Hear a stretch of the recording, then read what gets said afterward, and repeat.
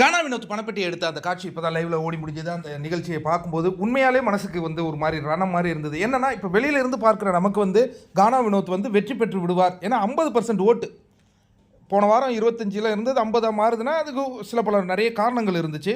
இந்த 2 சப்போர்ட்டர்ஸும் அவங்கள தான் சப்போர்ட் பண்ணாங்க, ஆத்மார்த்தமாகவே சப்போர்ட் பண்ணாங்க. அப்படி இருக்கும் பொழுது அவர் எடுத்தது ஒரு அதிர்ச்சியாக இருந்தது.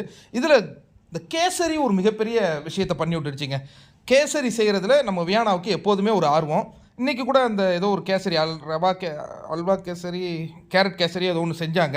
அதில் ரொம்ப ஆர்வமாக இருந்து அங்கே அவங்க கிச்சன்லேயே இருந்துக்கிட்டு இருந்ததுனால இங்கே நான் பணத்தை எடுக்க போகிறேன் அப்படிங்கிற முடிவோடு தான் அரோரா விக்ரமை கூட்டிகிட்டு வராங்க. விக்ரம் என்ன சொல்கிறாருன்னா, நீ எடுத்துக்க அப்படிங்கிற மாதிரி தான் அது ஒரு முடிவு பண்ணுறாங்க. விக்ரம் அரோரா போய் அந்த பாக்ஸை கூட டச் பண்ணி எடுக்கலை. அந்த பாக்ஸ் அப்படி டச் பண்ணி சொல்கிறாங்க.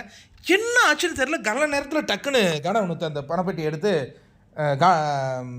பிக் பாஸ் கானா வினோத் அப்படின்னு சொல்லிடுறாருங்க.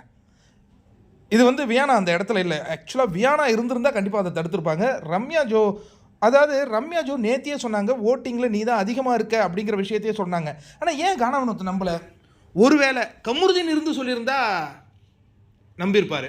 கனி சொல்லியிருந்தா கூட அவர் நம்பியிருப்பார், நீ தான் வெற்றி பெற போகிற. இன்னொன்று, அவர் எடுத்ததுக்கு பிறகு எனக்கு அது போதும் அப்படின்னு ஒரு விஷயம் சொன்னார். பார்த்தீங்களா, போதுங்க. அதாவது மனுஷனுக்கு அந்த கானா வினோத் எடுக்கிறதுக்கு முன்னாடி கூட ஒரு பாட்டு பாடுவார்.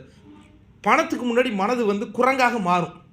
எவ்வளோ வந்தாலும் நமக்கு ஒரு மனநிறைவு இல்லாத ஒரு சூழல் வரும். எனக்கு இது போதியா, எனக்கு இந்த 18 லட்சம் போதும்னு அவர் நினைக்கிறார்ல. இது 18 லட்சம் மணி. அதுக்கப்புறம் இது கூட உங்களுக்கு டெய்லி அவருக்கான அமௌண்ட் இருக்குது. கிட்டத்தட்ட 50 லட்சம் வருது. ஓகேவா, ஜிஎஸ்டிலாம் போக 50 லட்சம் வருது. பட் நமக்கு என்ன ஒரு வருத்தம்னா, வெற்றி பெற போக ஆனால் உள்ளே இருக்கிற அவருக்கு அதெல்லாம் தெரியாது இல்லையா. நமக்கு இவ்வளோ வாக்குகள் விழுது அதெல்லாம் தெரியாது.